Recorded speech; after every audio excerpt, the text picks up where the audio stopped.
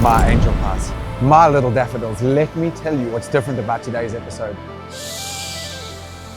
Ah, that's the smell of that clean and fresh DA City run air. I can already feel it recalibrating my brain to pay at least 3 times more for a sandwich.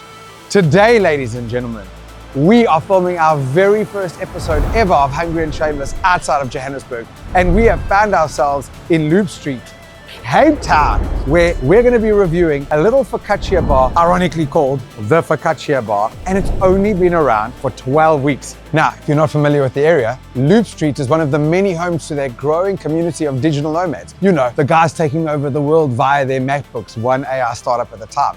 But just to show you the efficiency of this city, not only can you get a world-class focaccia in Loop Street, but if you stay in the exact same place just a few hours later, you can also order your party supplies for that night. I mean, come on, DA efficiency. Quick fire context about the Focaccia Bar. Started in January 2026 by 3 guys, 2 of them with a background in fine dining, and they cooked on the yachts. The madness of it is trading all of that for a single sandwich store here in Loop Street. But I keep seeing them on TikTok and Instagram, and I'm wondering, are these guys the real deal? Or is it just 3 times the price for half the thing? I'm hungry and I'm shamelessly going to tell you, don't waste your money or this is the best. Let's do it. If you look behind me over here, you will notice that they sell nothing, and I repeat, nothing but focaccia. No sides, no salads.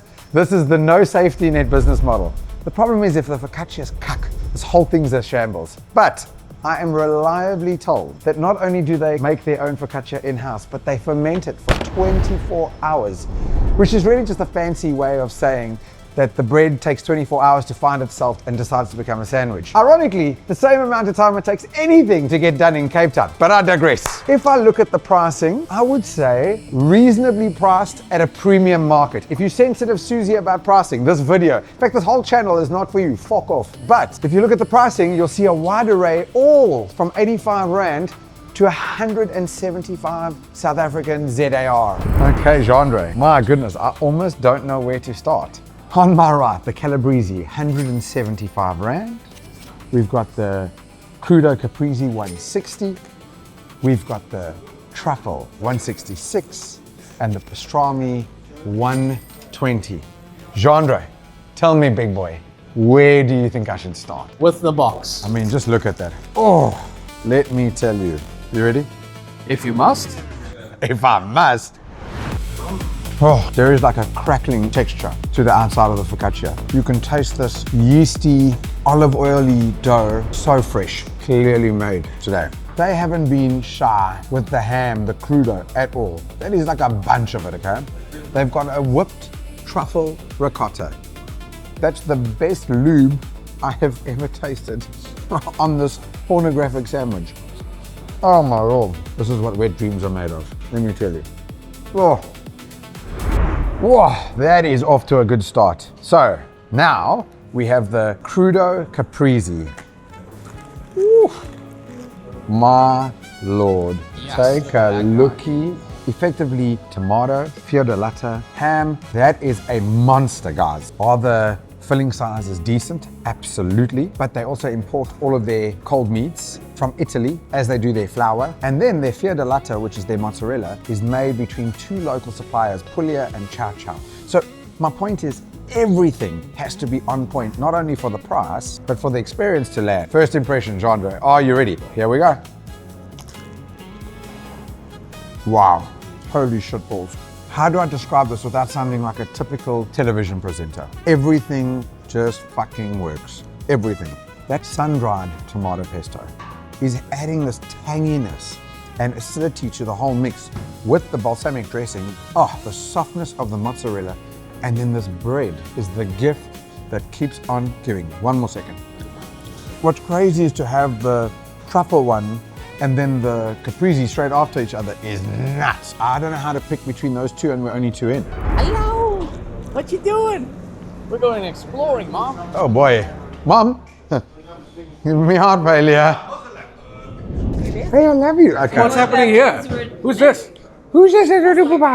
She's like, give me the sandwich. Oh my lord.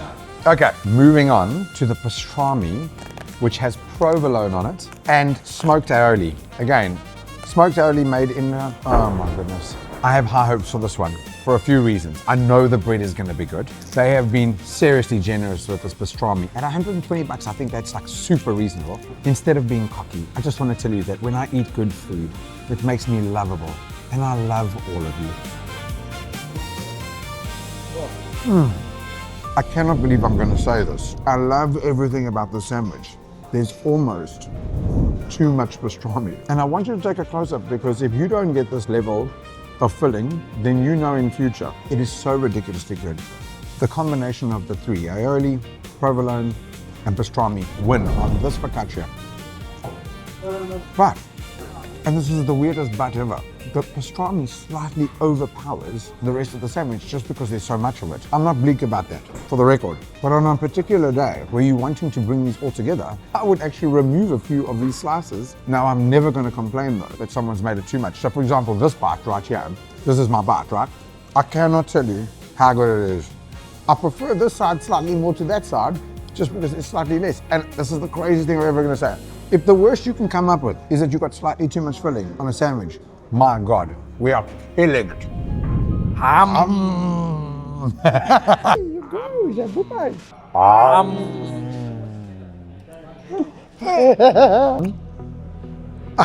Two, one, and. Okay, for the grand finale of focaccia sandwiches, we were only going to do 3, but we just couldn't decide between all of these. This is the most expensive one on the menu, the Calibrizzy, 175 rands. Allow me to cross-section your tits off. Genre, I think we've got something going here, boy. Luxa. I am hoping that we finish off strong here. So you've got the Calibrizzy salami, you've got copper over here, then you've got that mozzarella, basil pesto, and a little bit of rocket.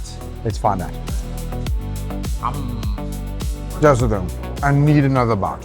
Fuck, it's magnificent. I feel emotional about this kind of food because in every aspect of what I'm eating here, there is nothing but quality. The bread, for the umpteenth time, is the best focaccia bread I've ever had. But I guess that's what you'd expect from a place that all they do is this focaccia bread. You can taste the difference when they decide that every item, every filling matters. Wow. Ladies and gentlemen, it's time for me to give you the official Hungry and Shameless scoring, which doesn't matter. First of all, I have to give a nod to this packaging. So fancy, in fact, that I'm thinking about taking one of them home, having my way with it. If it makes me coffee in the morning, it was worth the price. If something is average, if it's mid, we give it 5, like the franchises. 10s don't exist on this show. 9 is probably the highest score we can get to. So when you're in the 8s, your mind is blown. Our first score to the pastrami, smoked aioli, and provolone focaccia. 8 flat. I know. 8's a magnificent score, but if I were to try find anything to complain about, and really I'm stretching here, is that the pastrami overpowered the rest of the sandwiches off. First world problems, clearly, but that's what gives it an 8 flat. For the rest of these, I am going to give a record-breaking, earth-shattering score of 8.5. It breaks the new record for a simple reason. It's a matter of subjective taste, but what you cannot deny is the quality of that focaccia, the generosity of these fillings, and then, my God, the way all 3 of these came together, balanced, salty, tasty. It was heaven. It was heaven in a bite. If I lived around the block from the Focaccia Bar, I would be in real trouble. I'd be broke and I'd be severely overweight. Let me tell you, we definitely did. Guys, I am so impressed with this place. And I know half of the hippies in the comment section are gonna go off about price, and some of them are gonna tell me that I only ever review places that are great. That's because I do my homework. You would be missing an absolute trick, hey Baba, if you didn't come to the Focaccia Bar. Do you agree, Boobs?